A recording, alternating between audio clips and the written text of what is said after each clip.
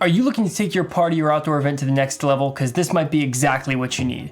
This here is the new JBL BoomBox 3 with Wi-Fi, and today we're going to be checking it out and seeing how it sounds, how it is to use, and if I think you should buy one.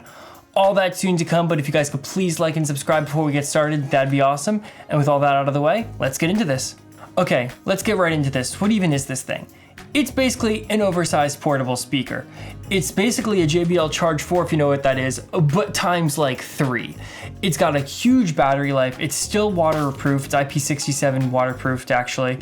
And it's basically, you can charge your phone off of it. It's a massive thing, but let's get into what makes this one unique actually. So this one has the ability to act as a Wi-Fi speaker. So when you're on your phone and you see like connect to other devices on the network on like the music section, this can do that. I'm not entirely sure why you'd want that, but we'll get into that a little bit later. So the battery life on this thing lasts about 24 hours according to JBL. And I'm not too sure about that, especially at max volume, because it puts out over 180 watts of power, but I think it does last more than long enough for you to be hanging out and using it day to day. Also, I want to get this out there. I may not be thrilled about every part of the speaker, and we'll get into that later, but I will say the quality is immeasurable. It is such a solidly built product, and especially due to the fact that they have to meet some sort of waterproofing resistance standards, all of it is covered in solid rubber, and like you literally, there's just no gaps. It just feels like a quality product. Like you pick it up and it feels solid and girthy. I would definitely say it could take quite a beating. Okay, so now let's get right into the cool features of this thing. So to start off with, like I was saying earlier, this version of it is Wi-Fi enabled. So there's a traditional BoomBox 3, and this is the BoomBox 3 with Wi-Fi, which they are either releasing soon or have just released. And it is quite an interesting thing. So this is my confusion. The product, like the process of connecting to the Wi-Fi, super simple, incredibly fast, and reliable. So I will definitely give them credit on that. But this speaker's like portable. So what's the point of making it connect to Wi-Fi?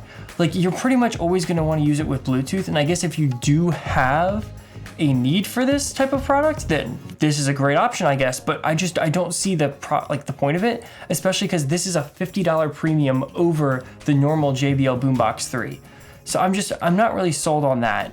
Also, it uses its own like JBL One app, which means JBL now has 4 different apps to control all of their different Bluetooth speakers and headphones, at least 4 that I know of.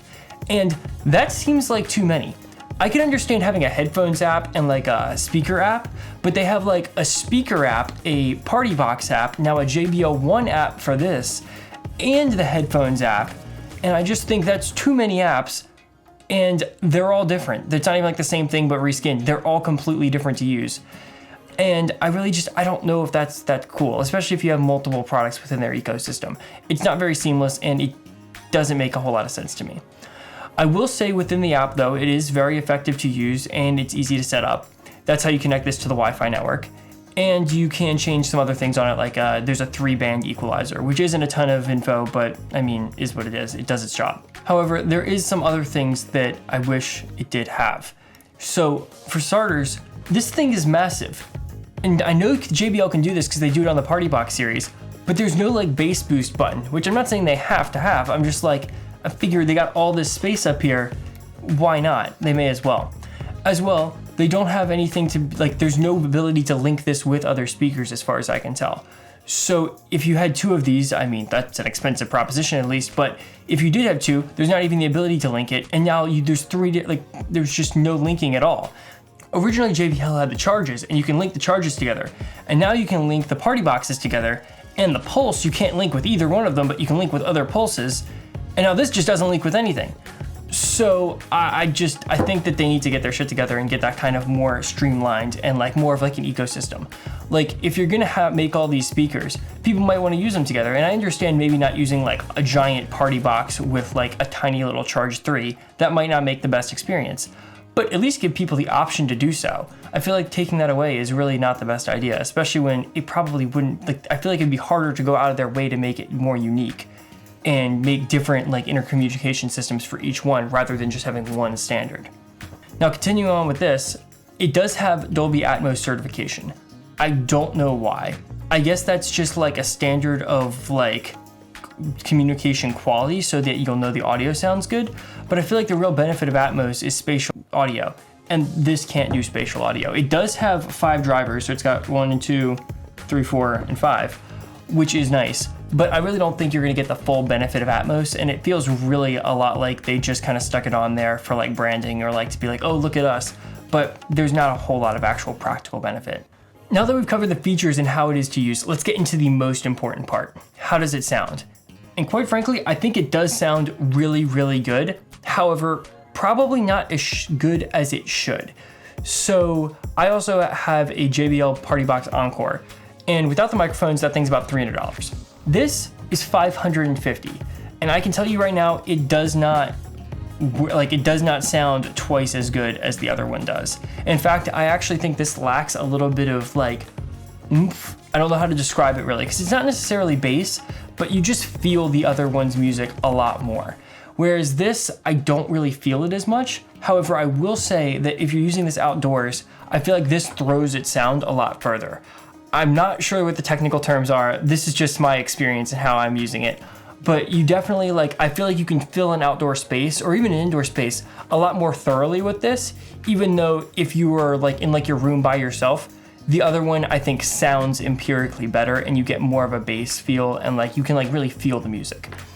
One other thing I will say though is that sometimes the JBL Party Box Encore, it doesn't really do well in super small spaces. So if you're trying to use it as a shower speaker or something, it kind of overpowers the room it's in. Whereas I think this doesn't do that. I think it might be because there's a little bit less like I was saying, a little bit less oomph.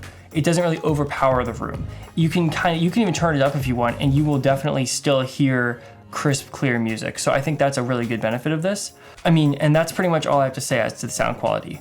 Next, I am gonna put in a small clip of audio playing off of it because a lot of people ask me for that. I think that there's some flaws in that methodology because the microphone and then your headphones and the audio compression all play a factor in that. But if people ask for it, I'm more than happy to put it in. So let's play that now.